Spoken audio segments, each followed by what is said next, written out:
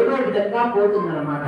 అలాగే ఈ డబ్బుని నిలబెట్టాలంటే ఏమి చేయాలి స్వామి అంటే, మనకు సంబంధించినటువంటి వారు కానివ్వండి, ప్రతి ఒక్కరు భక్తుడికి కానివ్వండి, ప్రతి ఒక్క మనకు సంబంధించిన మనుషులు కానివ్వండి, ఎవరికి మోసం చేయకుండా ఈ యొక్క ధర్మబద్ధంగా డబ్బుని సంపాదించడం అంటే, ఈ యొక్క డబ్బుని క్రమశిక్షణగా భగవంతుడు ఏ విధంగా అయితే మనందరికీ యొక్క మార్గాన్ని చూపిస్తాడో ఆ యొక్క మార్గం ద్వారా ధర్మబద్ధంగా ఈ యొక్క డబ్బుని సంపాదించాలి. అలాగా సంపాదించినటువంటి వాడికి ఎప్పటికైనా సరే ఈ యొక్క డబ్బు కారణం పోయినా కానీ వీటికి అనుభవించేటువంటి యోగం అనేటువంటిది వస్తుంది.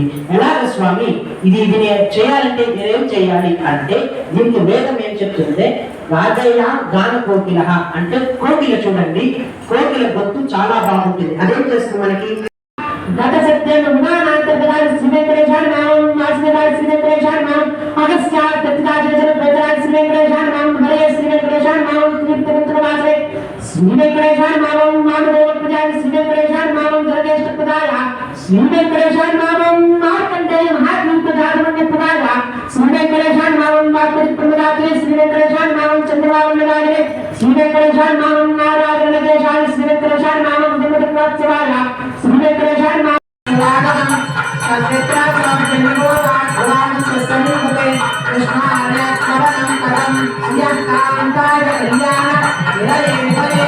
చివరి హారతి